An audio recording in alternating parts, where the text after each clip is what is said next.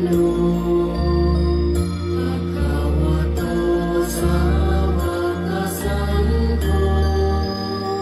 พระสงฆ์สาวกของพระผู้มีพระภาคเจ้าปฏิบัติดีแล้วสังฆังนะมามิข้าพเจ้านอบน้อมพระสงฆ์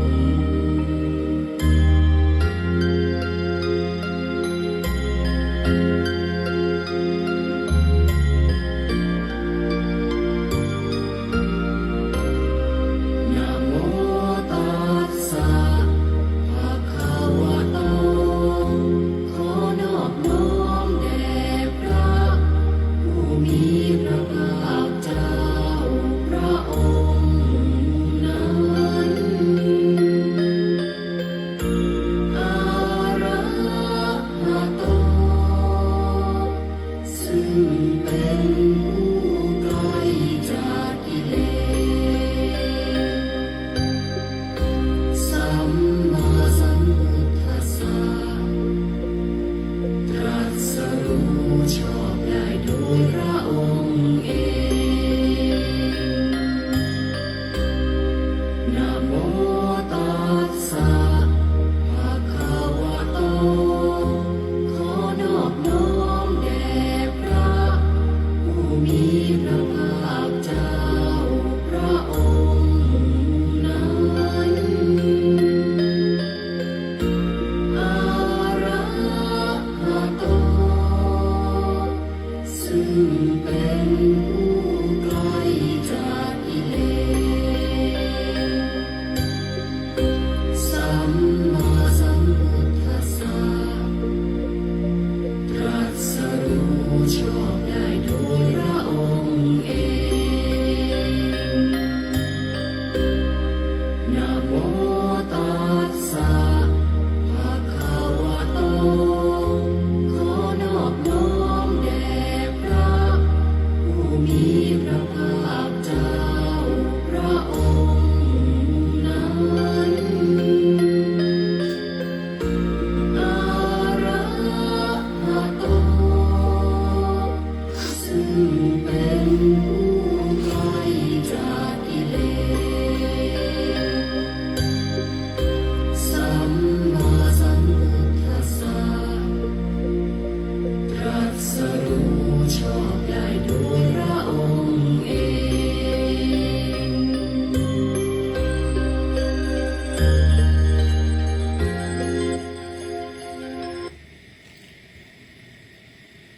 กราบพระพุทธให้ถึงปัญญา กราบพระธรรมให้ถึงความจริง กราบพระสงฆ์ให้ถึงความดี พระพุทธช่วยนำพระธรรมช่วยแต่ง พระสงฆ์ช่วยแจ้งให้หมู่เฮาตั้นตั้งหลายเป็นแหล่งธรรมแต่ความดี ขอความนอบน้อมของข้าพเจ้า จงปรากฏมีแก่พระสัมมาสัมพุทธเจ้าผู้ตรัสรู้ชอบได้โดยพระองค์เอง ข้าพเจ้าระลึกถึงพระพุทธเจ้ากับทั้งพระธรรมและพระสงฆ์ว่าเป็นที่พึ่งกำจัดภัยได้จริง ที่พึ่งอื่นของข้าพเจ้านั้นบ่มี พระพุทธคือปัญญา พระธรรมคือความจริง พระสงฆ์คือความดีเป็นที่พึ่งอันประเสริฐของข้าพเจ้า น้อมกราบถวายความเคารพนอบนบในปรมีธรรมของพระมหาเถระครูบาอาจารย์ทุกท่านด้วยความเคารพอย่างสูงยิ่งครับ ขอธรรมสวัสดีความผาสุกความเจริญรุ่งเรืองทั้งทางโลกและทางธรรมจงปรากฏมีแก่บรรดาญาติโยมสาธุชนพุทธบริษัททุกคนทุกท่านที่กำลังติดตามรับชมและรับฟังทั้งทางคลื่นสถานีวิทยุคลื่นพระพุทธศาสนาและจริยธรรมจังหวัดเชียงใหม่ FM 96.0 เมกะเฮิรตซ์อยู่ณขณะนี้ กับรายการสุขใจไปกับ96หรือท่านทั้งหลายที่กำลังติดตามรับชมทาง Facebook ไลฟ์วัดยางกวงนครเชียงใหม่ พบปะกันทุกวัน จันทร์ถึงศุกร์เวลา 9 โมงถึง 10 โมงกับอาตมาภาพพระครูปรัตถินวัตรญาณสิทธิวาทีสำนักวัดยางกวงตำบลหายามอำเภอเมืองจังหวัดเชียงใหม่สำนักปฏิบัติธรรมประจำจังหวัดเชียงใหม่แห่งที่ 35 ศูนย์เผยแผ่หลักธรรมพระราชทานธรรมนาวาวังนครพิงค์เช้าวันนี้พบปะกันกับญาติโยมสาธุชนทุกคนทุกท่านขออนุโมทนาญาติโยมสาธุชนท่านทั้งหลายพ่อแม่ศรัทธาเจ้านพบุรีศรีนครพิงค์เชียงใหม่เป็นอย่างใดกันพ่องท่านทั้งหลายเมื่อนำหลักธรรมพระราชทานที่เรียกว่าธรรมนาวาวังไปใช้กับชีวิตประจำวันท่านทั้งหลายรู้สึกเป็นอย่างใดกันพ่องที่จริงแล้วก็ระยะหนึ่งกันแล้วใช่หรือไม่ตีพ่อแม่ศรัทธาญาติโยมท่านทั้งหลายตีติดตามรับชมแล้วก็รับฟังบอกว่าจะเป็นทั้งทางคลื่นสถานีวิทยุบอกว่าจะเป็นทั้งทางFacebook ไลฟ์ที่อาตมาภาพได้ทำการไลฟ์สดในทุกวันจันทร์ถึงศุกร์พ่อแม่ศรัทธาญาติโยมหลายท่านหลายคนบางคนสะดวกที่จะดูในโทรศัพท์บางคนสะดวกที่จะฟังในรายการวิทยุเมื่อน้อมนำเอาหลักธรรมเหล่านี้ไปประกอบใช้กับชีวิตประจำวันหลายคนก็มาแชร์ประสบการณ์กับอาตมาภาพว่ามันง่ายขึ้น ซึ่งปกติแล้วเนี่ยหมู่เฮาท่านทั้งหลายก็ทำบุญสุนทรทานสร้างบุญสร้างบารมีกันตามปกติอยู่แล้วและบางคนก็มีความเคร่งครัดในการเข้าห้องพระสวดมนต์ไหว้พระสวดมนต์เจ้าสวดมนต์แรงวันใดบ่ได้สวดมนต์ขึ้นมานี่ก็รู้สึกว่างุดงิดมีความรู้สึกว่ามันขาดอะไรอย่างไปสักอย่างหนึ่งแต่ในระหว่างเดียวกันเมื่อนำพระรัตนตรัยไปท่องในใจเรียกว่าพุทโธเมนาโถพระพุทธเจ้าเป็นที่พึ่งอันประเสริฐของข้าพเจ้าธัมโมเมนาโถพระธรรมเป็นที่พึ่งอันประเสริฐของข้าพเจ้าสังโฆเมนาโถพระสงฆ์เป็นที่พึ่งอันประเสริฐของข้าพเจ้าหลายท่านหลายคนบอกว่ามันคลายใจไปได้จัดหนัก ที่จริงแล้วเนี่ยการนั่งสวดมนต์นี่ก็ดีเหมือนกันนะแต่วันใดบ่ได้สวดเนี่ยก็มีความรู้สึกว่ามันขาดอะไรอย่างไปจนบางคนเนี่ยบ่สามารถประกอบการงานหรือว่าดำเนินชีวิตได้อย่างคนอื่นเปิ้นอย่างที่บางทีมันควรจะสะดวกกว่านี้เนี่ยมันก็รู้สึกติดขัดเพราะเรามีความยึดติดกับบางสิ่งบางอย่างซึ่งเป็นสิ่งที่ดีแหละญาติโยมท่านทั้งหลายการสวดมนต์ไหว้พระแต่ทีนี้หมู่เฮาท่านทั้งหลายจะต้องทำความเข้าใจว่าที่เราสวดมนต์ไหว้พระเนี่ยเฮาสวดเพื่อหยังที่เฮาระลึกพระรัตนตรัยกับการสวดมนต์ไหว้พระเนี่ยอานุภาพอานิสงส์เนี่ยบ่ต่างกันเลยญาติโยมท่านทั้งหลายแถมซ้ำการระลึกพระรัตนตรัยญาติโยมทำได้ตลอดแม้กระทั่งลูกพระลูกเนรเนี่ย เอามาแชร์ประสบการณ์กับอาตมาภาพว่าปกติแล้วพระเนรเฮามีการทำวัดเช้าทำวัดเย็นเป็นกิจวัตรวันใดขาดทำวัดเช้าทำวัดเย็นก็รู้สึกว่ามันขาดกิจอะไรอย่างไปสักอย่างหนึ่งและบางทีก็มีความรู้สึกขึ้นมาว่ากิจวัตรในการเข้าเฝ้าพระพุทธเจ้าของเฮาเนี่ยเฮาจะมีแค่ภาคเช้าหรือภาคเย็นเท่านั้นหรือเฮาจะเข้าตลอดได้หรือไม่เมื่อทุกคนโดยเฉพาะพระสงฆ์สามเณรในวัดยางกวงของเราเนี่ย นำพระรัตนตรัยไปท่องไปใช้ไประลึกในใจแล้วเนี่ยปรากฏว่าจิตใจมันเต็มท่านทั้งหลายจิตใจนี่มันอิ่มเอมจิตใจนี่มันรู้สึกว่าเราได้เข้าเฝ้าพระพุทธเจ้าเนี่ยทุกลมหายใจและเราได้อยู่ใกล้ชิดพระธรรมได้อยู่ใกล้ชิดพระสงฆ์ได้อยู่ใกล้ชิดพระรัตนตรัยอย่างแท้จริงแถมซ้ำอย่างที่เป็นความบ่สบายใจอย่างที่เป็นความงุดงิดงุนง่านเป็นกิเลสอาสวะที่มันอยู่ในใจเนี่ยมันเบาบางทุเลาลงด้วยอานุภาพของการมีสติด้วยการระลึกพระรัตนตรัยเพราะนั้นญาติโยมสาธุชนท่านทั้งหลายคนเมื่อนำไปใช้กับชีวิตแล้วเนี่ยก็รู้สึกว่ามันคล่องตัวหลายอย่างที่จริงก็เป็นอย่างนั้นญาติโยมท่านทั้งหลายบอกว่าญาติโยมจะทำอะไรอย่างอยู่ก็ตามอย่าลืมนะการปฏิบัติเนี่ยบัดใจมาปฏิบัติในวัดนะป ฏิบัตินั้นจะต้องปฏิบัติได้ทุกที่บอกว่าญาติโยมท่านทั้งหลายจะยืนเดินนั่งนอนกินดื่มทำพูดคิดหรือญาติโยมจะทำอะอย่างอยู่ก็ตามระลึกภายในใจนี้พุทโธเมนาโถธัมโมเมนาโถสังโฆเมนาโถทีนี้หลายคนถามอาตมาภาพว่าแล้วพุทโธธัมโมสังโฆเมนาโถเนี่ยมันเกี่ยวอะไรหยังกับอริยสัจสี่ มันเกี่ยวกันยังไง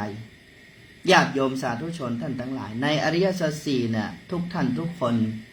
คงจะเคยได้ยินคำสุดท้ายที่บอกว่ามรรคทุกข์สมุทัยนิโรธสุดท้ายคือมรรคใช่หรือไม่มรรคคือหนทางอันประเสริฐเนี่ย8 เส้นในญาติโยมท่านทั้งหลายมีอะไรอย่างเป็นตัวนำมีสัมมาทิฏฐิใช่หรือไม่ถ้าเรียงตามลำดับก็สัมมาทิฏฐิ ไล่ไปสัมมาสังกัปปะสัมมาวาจาสัมมากัมมันตะอาชีวะ วายามะสติสมาธิ การที่หมู่เฮาท่านทั้งหลายระลึกพระรัตนตรัยเนี่ยเรียกว่าเป็นการนำสัมมาทิฏฐิเชื่อมเข้าสู่กระแสใจอันนี้แหละที่บอกว่าเจริญอริยมรรคสัมมาทิฏฐิเนี่ยเปิ้นเจริญกันอย่างนี้ทุกวันนี้หมู่เฮาท่านทั้งหลายปฏิบัติกันก็จริงอยู่แต่ต้องถามใจของตัวเก่าว่าปฏิบัติของเราเนี่ย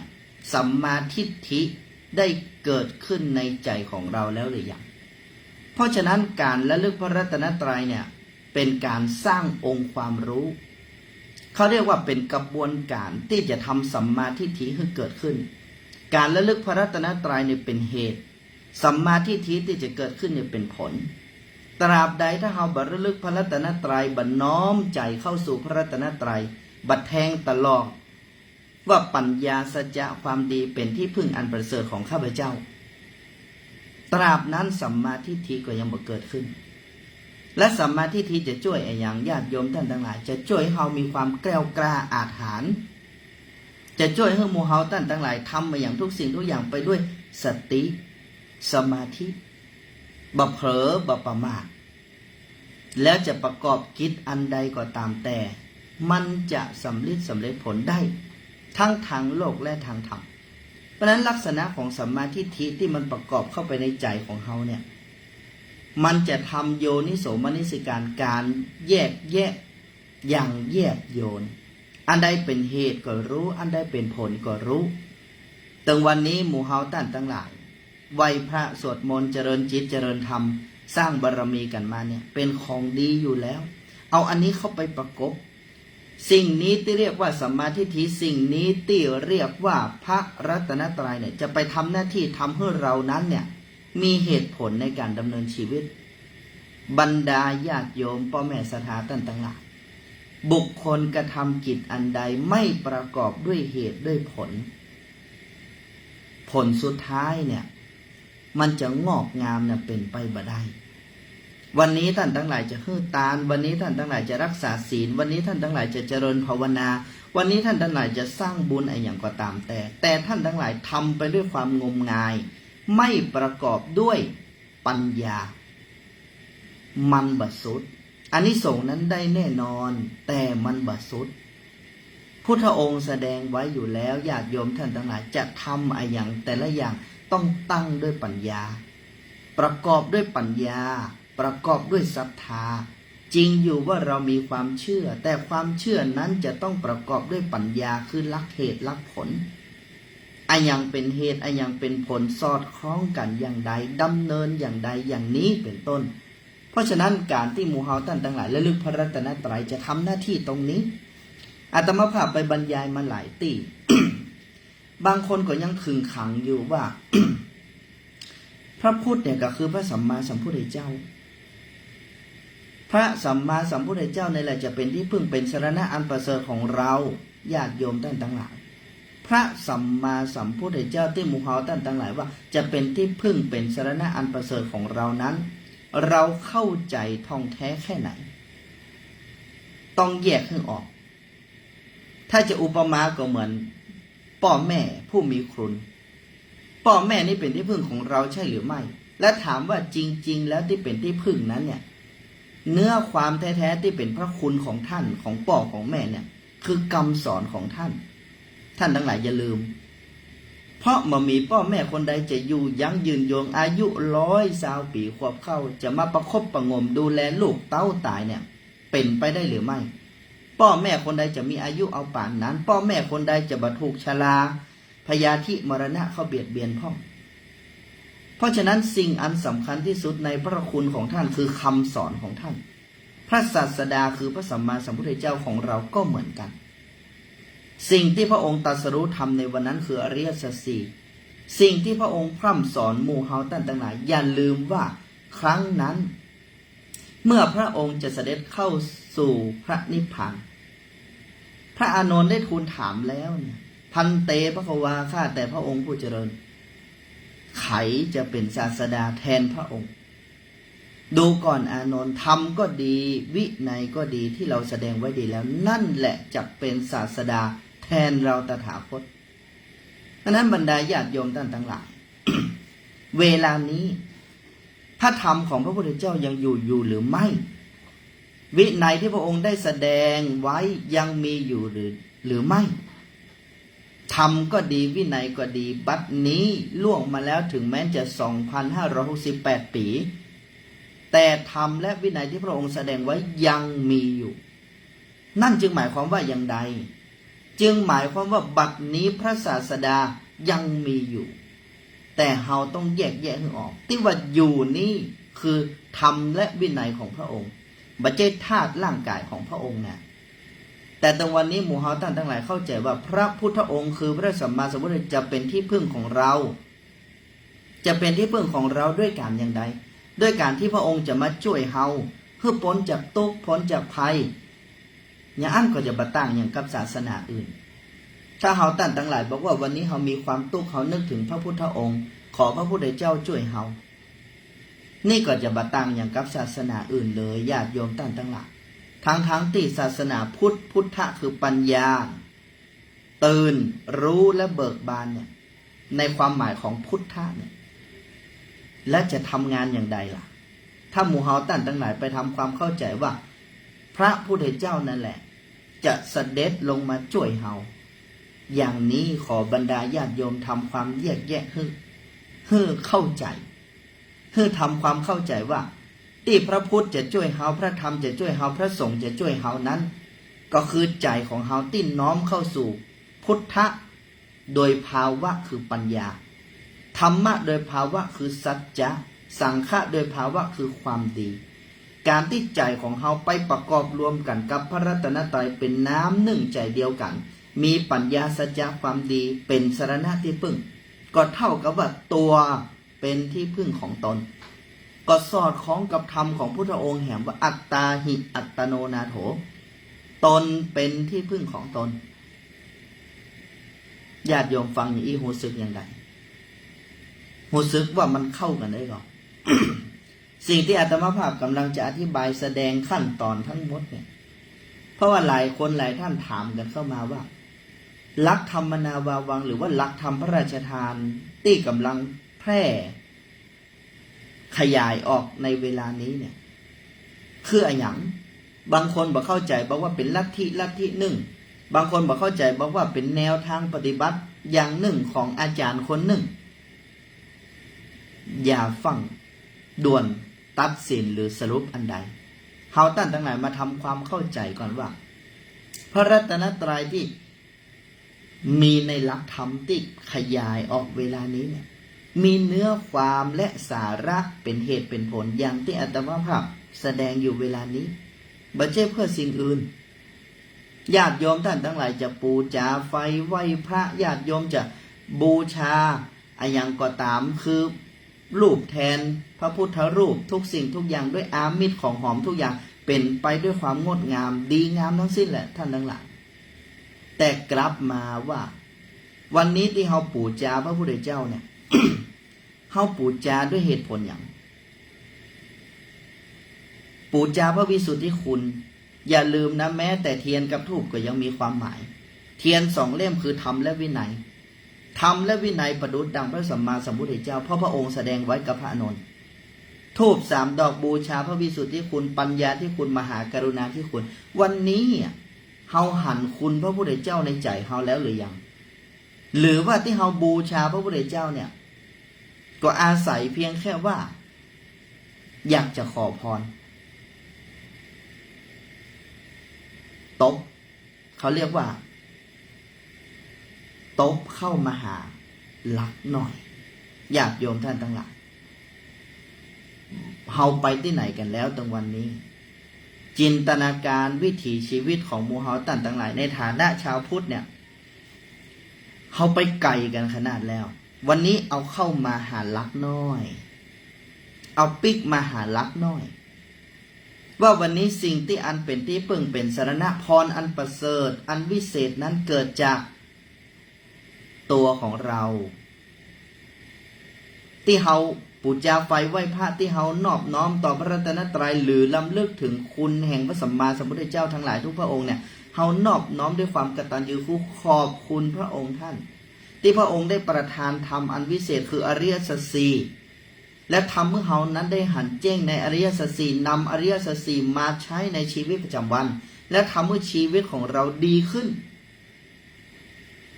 ด้วยความระลึกนี้เป็นกตัญญูอันยิ่งนี้จึงกลับไปนอบน้อมพระสัมมาสัมพุทธเจ้าด้วยกายวาจาใจทำความเข้าใจอย่างนี้ก่อน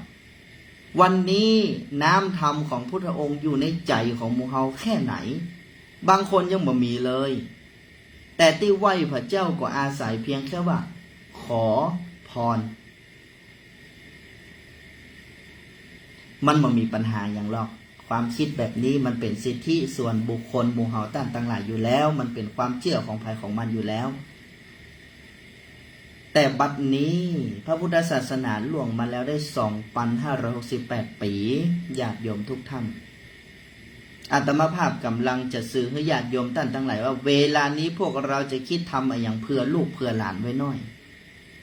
เพราะวันนี้ลูกหลานของหมู่เฮาท่านทั้งหลายวันเนี้ยพ่อก็ดีแม่ก็ดีเข้าวัดเข้าวาสร้างบุญสุนทรทานสร้างบารมีกันมหาศาล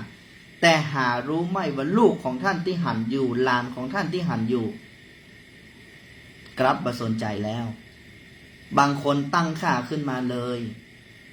ว่าถ้าสิ้นพ่อสิ้นแม่นี้ไปวัดนี้อย่ามาไปย่ำเห็นกำซ้ำท่านทั้งหลายคิดให้ดีนะสื่อสารให้ดีอาตมาภาพขอร้องลูกของท่านดูอยู่หลานของท่านดูอยู่เฮาเนี่ยเกิดในยุคในสมัยก็จริงอยู่แต่ยุคนี้สมัยนี้เฮาก็ต้องทำความเข้าใจว่าคนยุคนี้คิดอย่างไรที่จริงคนยุคนี้เนี่ยเป็นยุคที่เฮาท่านทั้งหลายในฐานะผู้เผยแผ่พระสัทธรรมของพระพุทธเจ้าเนาะพระองค์ทรงแสดงเรื่องปัญญาอยู่แล้วที่จริงยุคนี้เหมาะกับการแสดงธรรมของพระพุทธเจ้าขนาดเพราะธรรมของพระพุทธเจ้าเป็นเหตุเป็นผลบ่ต้องตีอ้อมเลยญาติโยมท่านทั้งหลายศาสนาพิธีทั้งหลายทั้งปวงที่เกิดขึ้นเนี่ยนะที่ครูบาอาจารย์บรรพชนเขาสร้างมาเนี่ยเพราะว่าพุทธศาสนาล่วงมาแล้วเนี่ยมันขึ้นมันลงมันขึ้นมันลงมันขึ้นมันลงประกอบกันหลายอย่างเขาเลยต้องมีอะไรอย่างหลายๆอย่างมาประคับประคองทั้งวัฒนธรรมประเพณีและทุกสิ่งทุกอย่างมาบัดนี้ยุคนี้สมัยนี้เมื่อเขาต้องการจะหันแก่นหันธรรมจริงๆหันเหตุหันผลจริงๆก็เป็นความโชคดีของหมู่เฮาท่านทั้งหลายที่จะได้บอกกันไปตรงๆโดยบ่ต้องเหนื่อยอาตมาภาพคิดแบบนี้ญาติโยมท่านทั้งหลายเพราะฉะนั้นเมื่อลูกของท่านหลานของท่านกำลังดูท่านอยู่ก็ฝากหมู่เฮาท่านทั้งหลายได้แนะนำบอกไปไม่ใช่อาศัยเพียงพ่อแม่ไหว้พระอย่างต้องไหว้พระเพราะว่าจะรวยแม่นอันนี้เนี่ยมันเกิดจากอุบายธรรมญาติโยมท่านทั้งหลายอย่างหลวงปู่หลวงพ่อในครั้งอดีตเนี่ยเปิ้นหันว่าคนทั้งหลายทั้งปวงเนี่ยจะต้องมีแรงจูงใจเปิ้นก็เลยฮื้อคาถาพ่องฮื้อ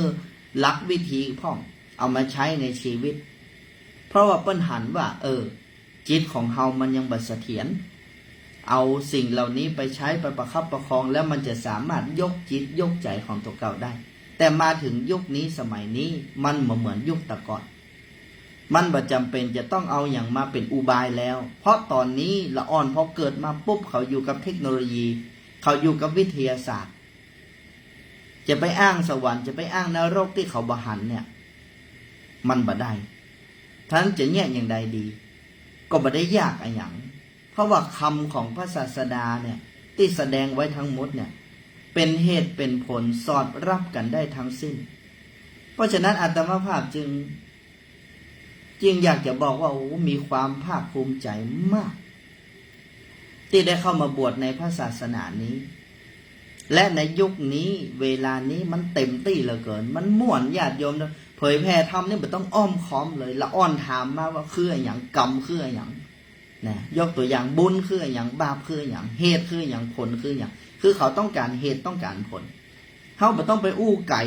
เลยญาติโยมท่านไม่ต้องอ้างสิ่งอื่นที่นอกเหนือและบหันเลยเอากันตรงๆเลยว่าทุกข์เกิดจากอะไรอย่างเหตุแห่งทุกข์เกิดจากอะไรอย่างในขั้นตอนทั้งหมดในหลักธรรมพระราชทานเนี่ยได้ปูทางไว้มีอะไรอย่างข้องญาติโยมฟังให้ดี 1. ระลึกพระรัตนตรัย 2. ทักอารมณ์ 3. ท่องธาตุกรรมฐาน 4. พิจารณากาย6ขั้นตอน 5. พิจารณาขันธ์5 6. ดูขันธ์5เกิดดับและสุดท้ายนำขันธ์5ลงสู่อริยสัจสี่ทั้งหมดทั้งมวลนั้นมีเพียงแค่7ขั้นตอนเป็นกระบวนการเรียกว่าเป็นกระบวนการแห่งการดับทุกข์เมื่อญาติโยมท่านทั้งหลายพิจารณาดูขั้นตอนแต่ละขั้นตอนแล้วเนี่ยแล้วใจโยนิโสมนสิการพิจารณาอย่างแยบโยนดีงามด้วยเหตุด้วยผลแล้วเนี่ยหรือแม้แต่จะเทียบดูในพระไตรปิฎกเนี่ยท่านทั้งหลายก็จะหันเลยว่าทั้งหมดทั้งมวลนี้เนี่ยบ่ได้หนีจากหลักคืออริยสัจสี่เลยนะแม้แต่การระลึกพระรัตนตรัยแม้แต่การท่องธาตุกรรมฐานแม้แต่การพิจารณากาย6ขั้นตอนทีนี้อาตมาภาพจะว่าไปตามลำดับแห่มเกิงชั่วโมงที่เหลือนี้ปอเฮือเป็นกระแสเฮือหมู่เฮาตั้นทั้งหลายทำความเข้าใจว่าหลักธรรมนาวาวังนี้เปิ้นมีวิธีขั้นตอนการปฏิบัติอย่างใดที่บอกว่าเฮือระลึกพระรัตนตรัยระลึกอย่างใด7 วันแรกต้องระลึกบาลีพร้อมทั้งคำแปลเพื่อให้ใจของเฮานั้นเกิดการเรียนรู้ว่าปัญญาคือสัมมาทิฏฐิเป็นที่พึ่งอริยสัจสี่ที่เห็นแจ้งเป็นที่พึ่งความดีที่มีในตนด้วยกายวาจาจิตเป็นที่พึ่งด้วยบทว่าพุทโธเมนาโถพระพุทธเจ้าเป็นที่พึ่งอันประเสริฐของข้าพเจ้าธัมโมเมนาโถพระธรรมเป็นที่พึ่งอันประเสริฐของข้าพเจ้าสังโฆเมนาโถพระสงฆ์เป็นที่พึ่งอันประเสริฐของข้าพเจ้าทีนี้ระลึกอย่างนี้บางคนถามว่ากี่จบเราบัดจำกัดว่ากี่จบแต่เราจะระลึกไว้ตรงกลางอกเรียกว่าหทัยวัตถุท่านทั้งหลายอย่าลืมว่าหทัยวัตถุใจของเฮานี้เป็นสิ่งที่รองรับทุกอย่างถามว่านี่อย่างต้องเอามาที่หทัยวัตถุความกลัวเกิดจากไหนความหวาดผวาความฟุ้งซ่านความวุ่นวายภายในจิตธาตุมันเกิดจากตรงนี้หทัยวัตถุจำเป็นอย่างยิ่งที่จะต้องน้อมการระลึกพระรัตนตรัยเข้าสู่หัวใจของเฮาเรียกว่าหทัยวัตถุกลางอกนี้ระลึกย้ำซ้ำๆหมายความว่าท่านทั้งหลายจะยืนจะเดินนั่งนอนกินดื่มทำพูดคิดหรือท่านทั้งหลายจะทำอะไรอย่างอยู่ระลึกอยู่ในใจบางคนถามว่าอ้าวแล้วถ้าสมมุติกำลังอู้งานอยู่มันมีสมาธิท่านทั้งหลายก็จะไปแก่ลำไปนะบางคนก็ถามก้มแล้วก็กึดก้มลำไปก็คือเวลาเขาทำงานเขาก็ทำงานต่อไปแต่พอหมดภาระการทำงานจะต้องคิดจะต้องวางแผนอย่างแล้วก็กลับมาเหมือนเดิมเขาเรียกว่าชาร์จแบตอยู่เสมอพุทโธเมนาโถไล่ลำดับไปทำอย่างนี้7 วันญาติโยมท่านทั้งหลายมาหัวหมู่เฮาท่านทั้งหลายอยากจะรู้ว่ามันคืออะไรอย่างเฮาก็ต้องลองเพราะเราท่านทั้งหลายตั้งก็บอกว่าเราเป็นชาวพุทธเรามีวิธีการเรียนรู้อยู่แล้วคือปริยัติปฏิบัติปฏิเวทปริยัติต้องจำก็จำแหละพุทโธเมนาโถปฏิบัติต้องทำก็ลงมือทำแหละ7 วันลองดูก่อน มันจะออกมาบวกจะออกมาลบเดี๋ยวก็ว่ากัน แต่ขอให้ทำจริงๆกับ7 วันและสุดท้ายจะหันผลคือปฏิเวทนี่คือลำดับการเรียนรู้อยู่แล้วญาติโยมแต่แม้แต่นักวิทยาศาสตร์ก็ต้องเรียนรู้ไอ้จะจริงหรือบ่จริงบ่ใช่แบบแหมฟังเปิ้นมาหรือไปอ่านหรือไปพอของเปิ้นหรือไปดูคอมเมนต์ของคนอื่นมาบ่ใช่เมื่ออยากจะรู้อะไรคือความจริงใครเล่าจะเป็นผู้ตอบความจริงนั้นไผจะเป็นผู้ฮื้อเฮาอย่าไปเอาความจริงจากใครต้องเอาความจริงจากใจเราจะจริงกาบ่จริงกาฮื้อใจของเฮานี่เป็นผู้ตอบแต่ใจมันจะตอบได้หรือไม่ถ้ายังไม่ได้ลงมือปฏิบัติเพราะนั้นลงมือปฏิบัติก่อนเมื่อลงมือปฏิบัติแล้วท่านทั้งหลายก็จะหันเลยว่าอานิสงส์อานุภาพที่เฮาระลึกพระรัตนตรัยนี้ความเกรงกลัวอะไรอย่างทั้งหลายทั้งปวงที่มันบอกประกอบไปด้วยเหตุด้วยผลบอกว่าจะเป็นเรื่องอะไรอย่างอาสวะคือจิตใต้สำนึกเก่าๆที่มันกลัวสิ่งนั้นสิ่งนี้หลายสิ่งหลายอย่างที่มันนำพาชีวิตเฮาเนี่ยอย่าลืมว่าทุกวันเนี้ยท่านเอาอะไรอย่างนำชีวิตท่านเอาสตินำชีวิตหรือท่านเอาอารมณ์นำชีวิต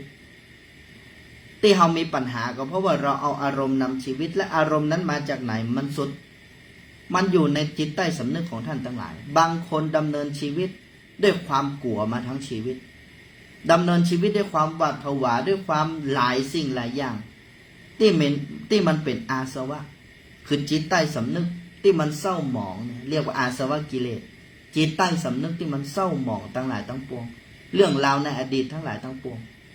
ดำเนินชีวิตด้วยความกลัวผวาหลายสิ่งหลายอย่างนี่แหละพระรัตนตรัยจะไปทำหน้าที่ตรงนี้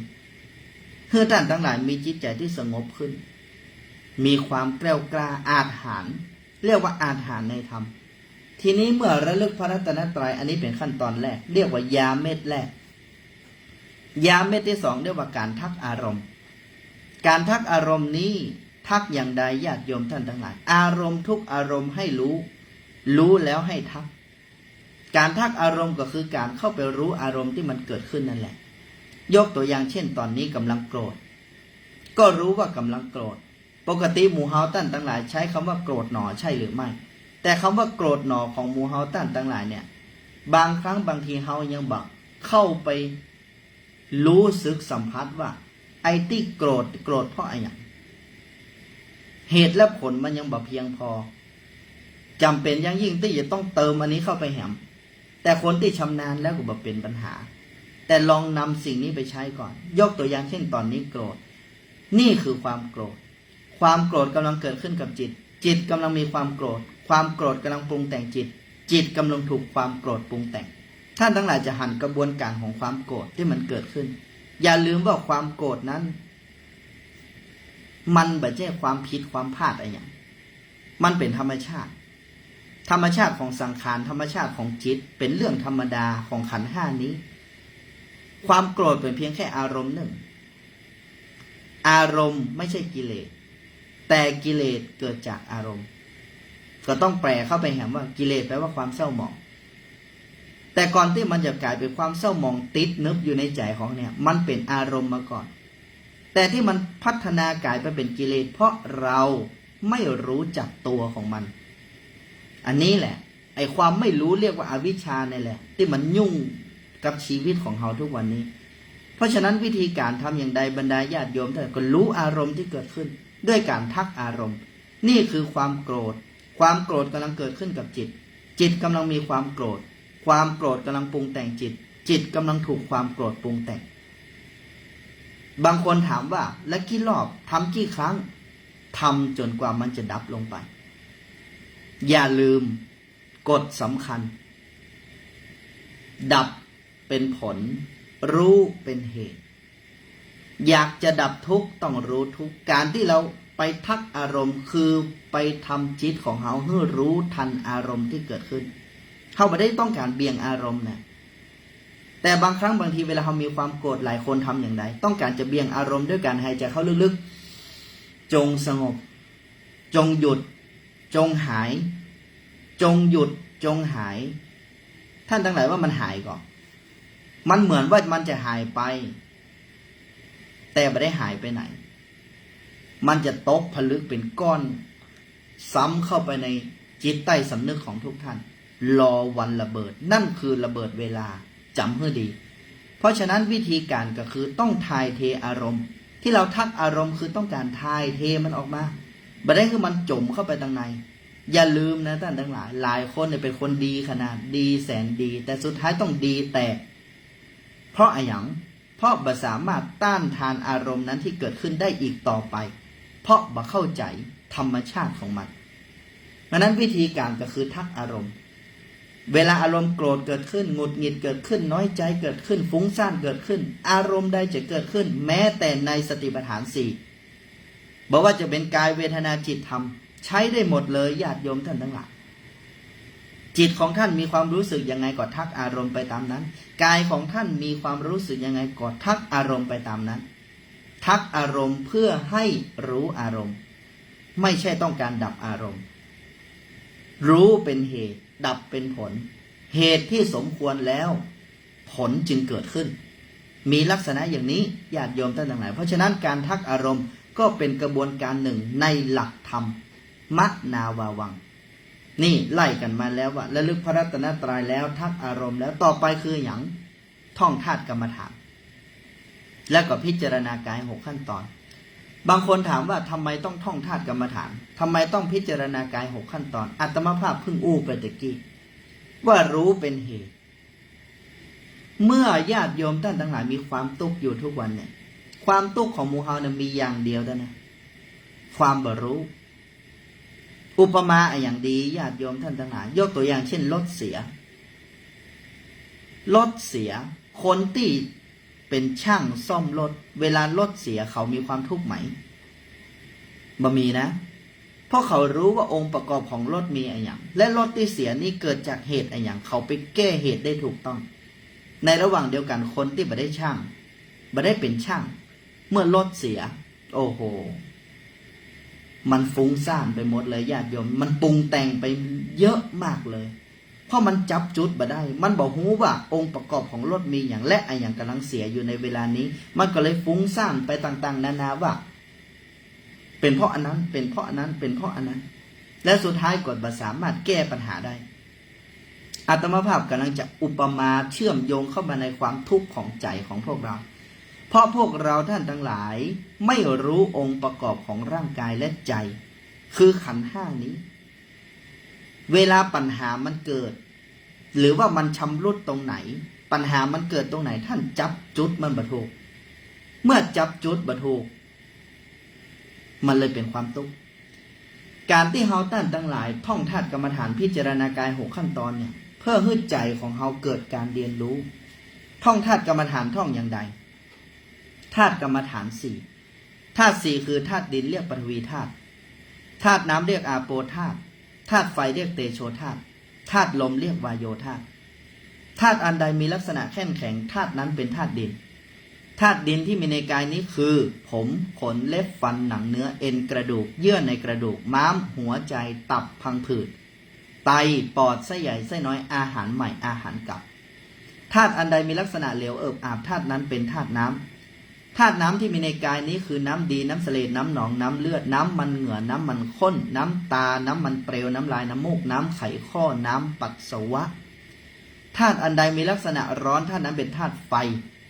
ธาตุไฟที่มีในกายนี้คือไฟที่ทำกายให้อบอุ่นไฟที่ทำกายให้ทรุดโทรมไฟที่ทำกายให้กระวนกระวายไฟที่ทำอาหารให้ย่อยธาตุอันใดมีลักษณะพัดไปมาธาตุนั้นเป็นธาตุลมธาตุลมที่มีในกายนี้คือลมพัดขึ้นเบื้องบนลมพัดลงเบื้องต่ำลงในท้องลมในไส้ลมพัดไปตามตัวลมหายใจความกำหนดพิจารณากายนี้ให้เห็นว่าเป็นแต่เพียงธาตุสี่คือดินน้ำไฟลมประกอบรวมกันอยู่ไม่ใช่เราไม่ใช่ของเราทีนี้กลับมาว่าทำไมจะต้องท่องธาตุกรรมฐานท่านทั้งหลายฟังแล้วรู้สึกอย่างไรธาตุสี่ที่เขาท่านทั้งหลายจินตนาการไปมากมายว่าธาตุสี่ดินก็คือดินน้ำก็คือน้ำในแอ่งในน้ำในสายทานทาราไฟก็คือไฟที่มันอยู่ในแก๊สไฟที่เขาจุดขึ้นมาลมก็คือลมที่ปัดไปปัดมาและท่านทั้งหลายทราบหรือไม่ว่าธาตุสี่นั้นมีในตัวของเราด้วยประการชนิดพ ผมขนและฟันหนังเนื้อเอ็นกระดูกเป็นต้นเป็นธาตุดินน้ำดีน้ำเสลดน้ำหนองน้ำเลือดเป็นต้นเป็นธาตุน้ำไฟที่ทำกายให้อบอุ่นทรุดโทรมกระวนกระวายทำอาหารให้ย่อยเป็นธาตุไฟเขารู้แค่ไหนเรื่องนี้ธาตุลมที่มีในกายลมพัดขึ้นเบื้องบนลมพัดลงเบื้องต่ำลมในท้องลมในไส้ลมพัดไปตามตัวลมหายใจเนี่ยนี่แหละญาติโยมท่านทั้งหลายนี่กระบวนการทั้งหมดธาตุสี่เนี่ยมันไม่ได้มีนอกตัวเฮานะมีอยู่ในตัวเฮาการที่เฮาท่องธาตุกรรมฐานเนี่ยเพื่อที่จะให้จิตเกิดการเรียนรู้เวลามันตุกอย่างตุกโยมปวดหัวเนี่ยโยมตุกที่โยมปวดหัวโยมปวดท้องโยมปวดแขนโยมปวดขาโยมตุกใจโยมน้อยใจโยมสารพันความตุกที่เกิดขึ้นที่มันเกิดขึ้นเนี่ยเพราะโยมบ่เข้าใจว่ามันบ่ใช่เราบ่ใช่ของเราที่โยมตุกเพราะโยมไปยึดมั่นถือมั่นว่ามันคือตัวเราของเราแล้วมันจะเป็นไปตามอำนาจใจของเราเมื่อโยมเข้าไปหลงผิดมีมิจฉาทิฏฐิว่ากายใจนี้เป็นเราเป็นของเราและโยมอยากจะไปแก้ไขมันแล้วมันแก้ไขมาได้โยมเลยเป็นตุกเพราะฉะนั้นพุทธองค์จึงให้วิธีการเตะความตุกนี้ด้วยอะไรอย่างด้วยการเข้าไปรู้กระบวนการนี่แหละญาติโยมท่านทั้งหลายวิทยาศาสตร์กับวิทยาศาสตร์จะสู้พุทธศาสตร์นั้นเป็นไปบ่ได้เพราะพระพุทธเจ้าพระองค์กว่าจะตรัสรู้ได้เนี่ยไม่ใช่ธรรมดานักวิทยาศาสตร์ก็จะไปสู้ความตรัสรู้ของพระพุทธเจ้าเนี่ยได้อย่างใดญาติโยมท่านทั้งหลายเพราะฉะนั้นดูสิท่านผู้ฟังฟังแล้วรู้สึกอย่างไรอัศจรรย์ใจก็ว่าพระพุทธองค์เนี่ยโอ้โหบ่ได้สอนให้เฮาท่านทั้งหลายงมงายไปเลยนะบ่ได้สอนให้หมู่เฮาท่านทั้งหลายไปแก้ตุกบ่ถูกลักตุกมันเกิดจากอะไรหยังแล้วมันควรจะดับที่อะไรหยังพระพุทธองค์แสดงไว้หมดแล้วเพราะนั้นการที่เฮาท่องธาตุกรรมฐานเนี่ยก็เพื่อที่จะรู้ว่าธาตุสี่ดินน้ำไฟลมในร่างกายของเราประกอบด้วยอะไรเวลามันพร่องหรือว่ามันมีอุปสรรคติดขัดตรงไหนปัญญาก็จะทำหน้าที่ว่ามันไม่ใช่เราไม่ใช่ของเราแต่ไม่ใช่หมายความว่ามันไม่ใช่เราไม่ใช่ของเราแล้วเราบ่รักษามันเฮาก็รักษามันไปตามกระบวนการของสมมุตินั่นแหละญาติโยมทุกท่านแต่ใจของเราไม่ยึดมั่นถือมั่นกายนี้จะให้มันพ้นทุกข์ได้หรือไม่เป็นไปไม่ได้ตราบใดที่เฮายังอยู่ในกายคือขันธ์นี้อยู่เนี่ยความเจ็บความปวดย่อมมีอยู่แล้วพุทธองค์แสดงไว้อยู่แล้วโลคณิทังสังขารเป็นหลังของโลกไอ้กายเนี่ยยังไงมันก็ต้องทุกข์แต่วิธีที่พระองค์ทรงสอนให้พ้นทุกข์คือพ้นทางจิตใจเก็ตหรือยังท่านทั้งหลายเข้าใจหรือยังที่พ้นทุกข์เนี่ยไม่ใช่เอากายพ้นแต่เอาใจพ้นด้วยความหูที่มันทุกข์เพราะบ่รู้แล้วจึงไม่ทุกข์เข้าใจอย่างนี้เพราะนั้นการท่องธาตุกรรมฐานนี้อย่างอาตมาภาพก็เอามาประกอบใช้กับการเดินจงกรมเดินไปเนี่ยเดินธรรมดาในญาติโยมท่านทั้งหลายเดินบ่ต้องมีพิธีอย่างมากหรือบางคนที่ชำนาญในหลักการก็สามารถทำตามที่ท่านทำนั่นแหละขวาอย่างหนอซ้ายอย่างหนอยกหนอเหยียบหนอยกหนออย่างหนอเหยียบหนอยกหนอย่างหนอว่ากันไปตามกระบวนการแต่ทั้งนี้ทั้งนั้นในกระบวนการทั้งหมดท่านจะต้องหันธาตุของท่านอย่างชัดเจนหันขันธ์ห้าของท่านทำงานอย่างชัดเจนระบบของปัญญามันถึงจะเกิดขึ้นเพราะนั้นอาตมาภาพก็เอามาใช้เนี่ยแต่สิ่งแรกจะต้องจำก่อนถ้าบ่จำบ่ได้เพราะจำเป็นปริยัติถ้าไม่จำแล้วจะทำได้ยังไงใช่ไหมปริยัติปฏิบัติปฏิเวทจำทำวัดผลอาตมาภาพก็เนี่ยเดินจงกรมก็ท่องธาตุก่อนอาบน้ำส่งน้ำกาฉันเข้ากาก็ท่องธาตุกรรมฐานเพื่อที่จะให้จิตเกิดการเรียนรู้อาตมาภาพบอกรู้แล้วว่าผลมันจะเกิดเป็นอย่างไรแต่อาตมาภาพรู้ว่าอาตมาภาพสร้างเหตุที่ดีแล้วก็ไม่ได้ไปทำไขให้เดือดร้อนและปรากฏว่าการท่องธาตุก็ดีการพิจารณากายก็ดีเนี่ยญาติโยมทุกท่านไปทำหน้าที่สำคัญหนึ่งในสังโยชน์10 ก็คือสักกายทิฏฐิ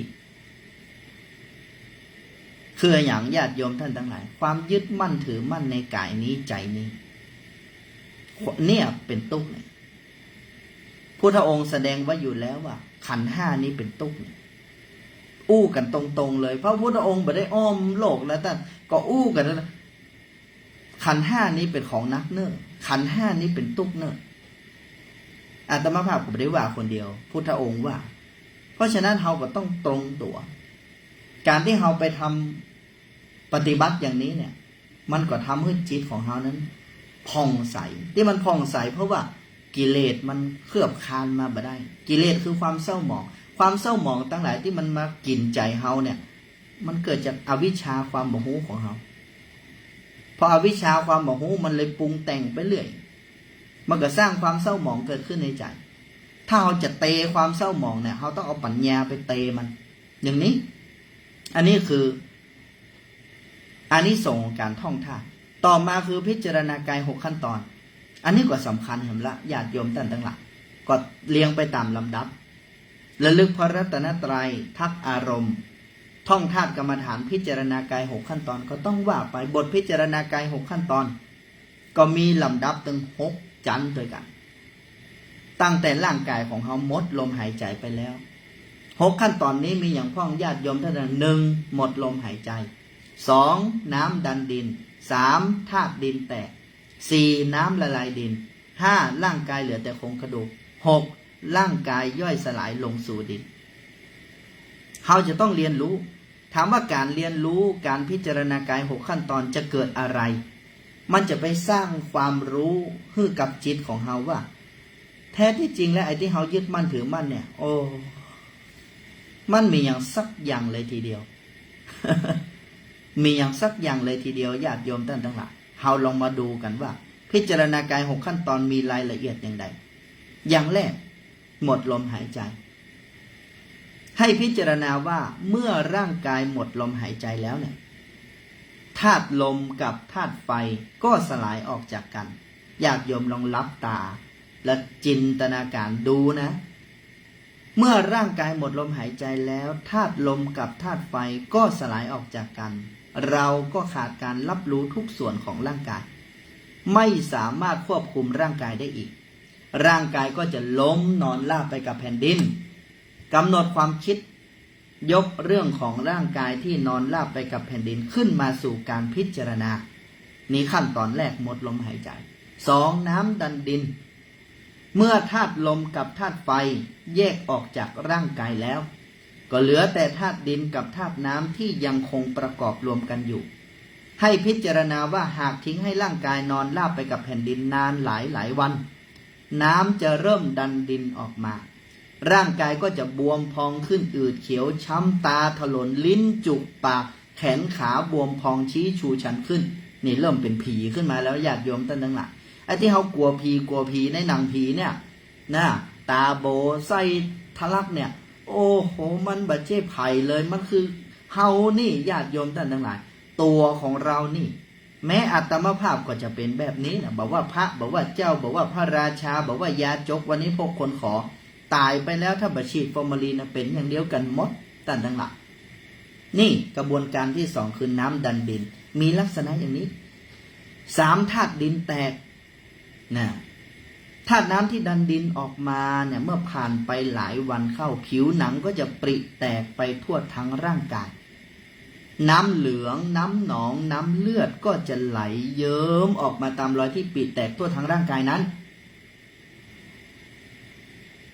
ขั้นตอนต่อไปน้ำละลายดินเมื่อน้ำเหลืองน้ำหนองน้ำเลือดไหลออกมาตามรอยที่ปริแตกทั่วทั้งร่างกายแล้วเนี่ยร่างกายเนื้อหนังก็เริ่มเปื่อยเน่าอวัยวะส่วนอื่นๆก็เริ่มย่อยสลายลงสู่ดินร่างกายเหลือแต่โครงกระดูกละทีนี้กระบวนการเป็นอย่างนั้นในญาติโยมท่านทั้งหลายก็เพราะว่าพอหมดลมหายใจแล้วน้ำมันก็ดันดินแม่นก่อนพอน้ำมันดันดินออกมาแล้วเนี่ยน้ำมันก็ละลายดินไอกระบวนการที่มันเป็นจุลินทรีย์ที่มันเป็นทุกสิ่งทุกอย่างในร่างกายของเขามันจัดการของมันเองญาติโยมท่านทั้งหลายแล้วเราก็จะหันว่า เมื่อมันย่อยสลายหมดแล้วก็เหลือแต่โครงกระดูกพิจารณากระโหลกศีรษะกระดูกแขนกระดูกขากระดูกซี่โครงที่ไม่มีเนื้อเหลือติดอยู่หลุดแยกออกจากกันทุกส่วนและสุดท้ายกระดูกสลายลงสู่ดินพิจารณาโครงกระดูกเป็นสภาพผุกร่อนทั่วทั้งโครงแล้วพิจารณาเห็นโครงกระดูกที่ผุก่อนนั้นค่อยๆสลายไปเป็นดินโดยเทียบเคียงให้จิตเห็นว่าดินกับร่างกายเป็นอันเดียวกันร่างกายของเรากับดินก็เป็นอันเดียวกัน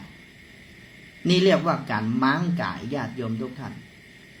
ครูบาอาจารย์สมัยก่อนเนี่ยเวลาเปิ้นสอนกรรมฐานเปิ้นเฮียนกรรมฐานเปิ้นเข้ารุกขมูลเปิ้นเข้าโสสานกรรมเนี่ยเปิ้นไม่ใช่ไปพิจารณาอะไรอย่างเปิ้นไปพิจารณาคาบเน่าปุ้นจะบอกไปพิจารณาศพไปพิจารณาอสุภะนี่แหละญาติโยมท่านทั้งหลายที่ไปพิจารณาเนี่ยแบบจะให้มันเกิดฤทธิ์เกิดเดชเกิดอาคมเกิดศักดิ์สิทธิ์อะไรอย่างแต่ให้เกิดปัญญาว่าเอ้ยมันต้องมีอย่างเป็นของกูสักอย่างหันอย่างอี้หันอย่างนี้แหละวิเศษนักแลญาติโยมทุกท่านเพราะฉะนั้นอันนี้ก็เป็นกระบวนการในขั้นตอนของธรรมนาวาวัง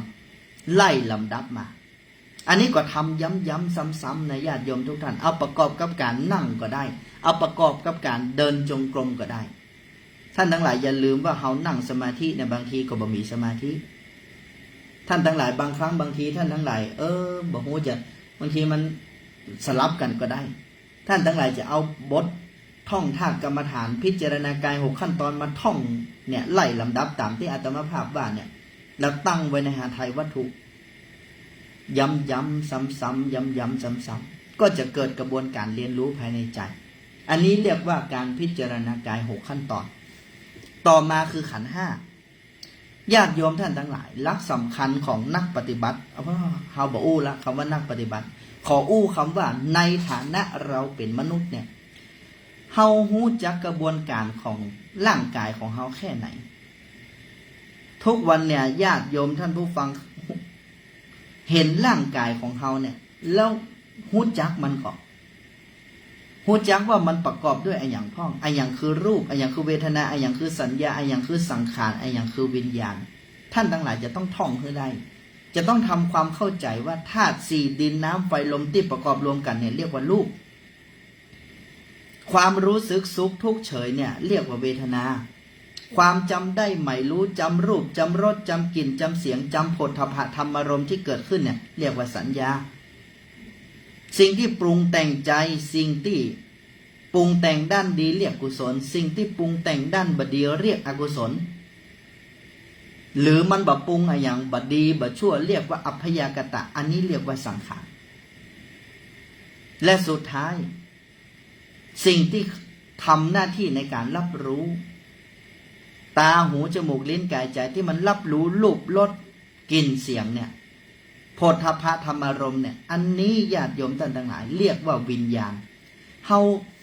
หูแค่ไหนว่าขันธ์5ประกอบด้วยอย่างแล้วขันธ์5แปลว่าอย่างเฮาก็จะต้องมาสร้าง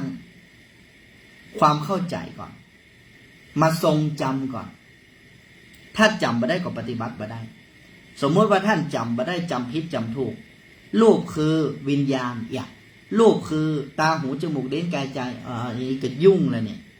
ต้องจำให้มันถูกตัวอันเรียกว่าต้องทรงจำให้มันถูกปริยัติต้องจำให้มันถูก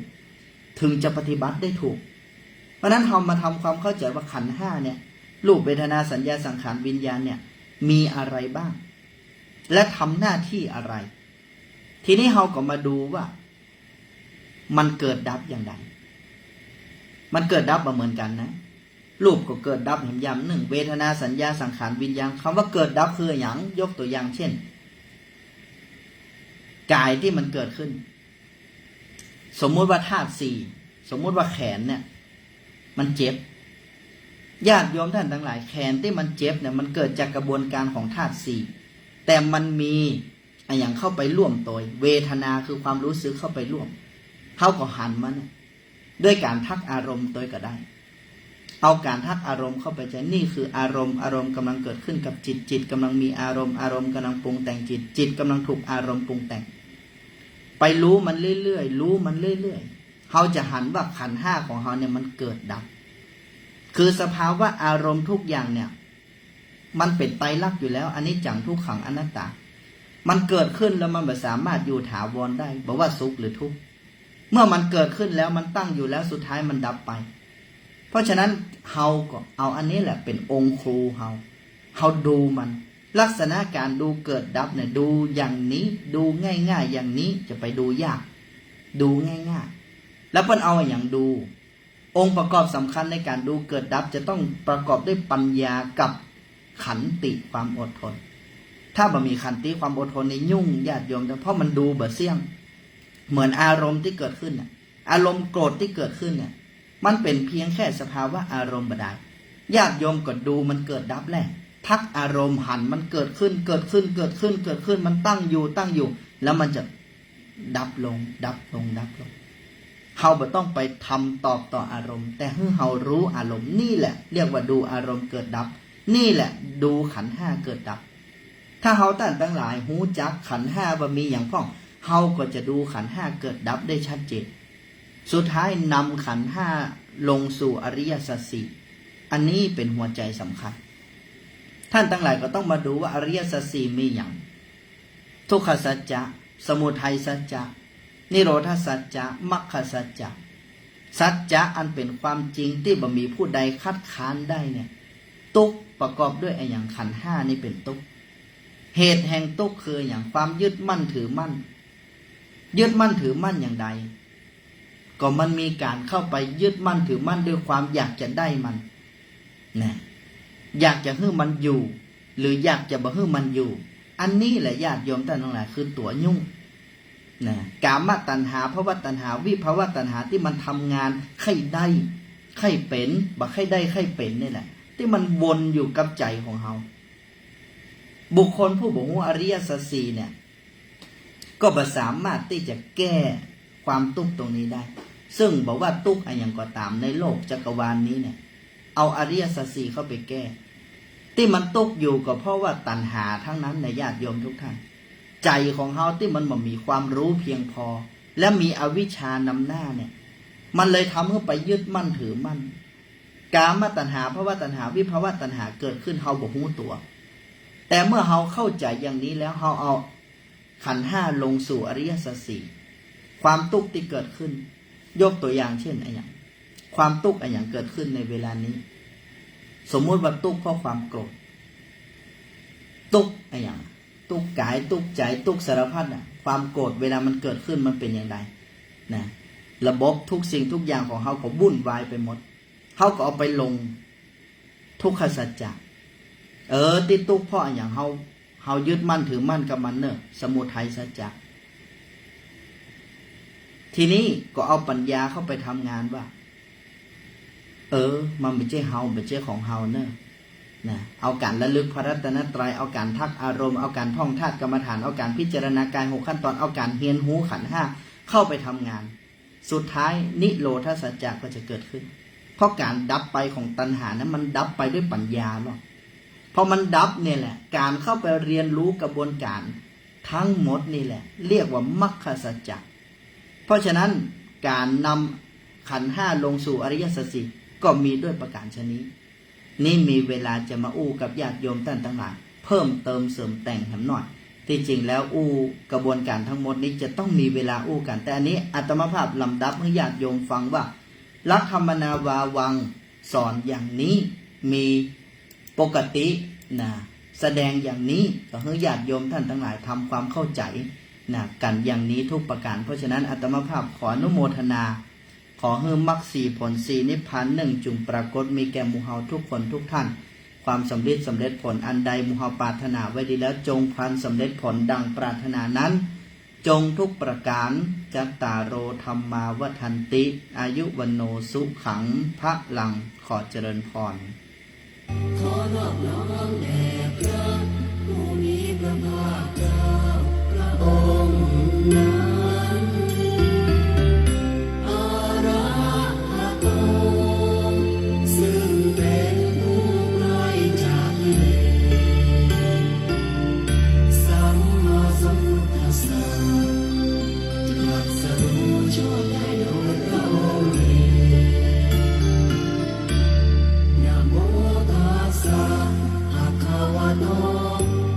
นอบน้อ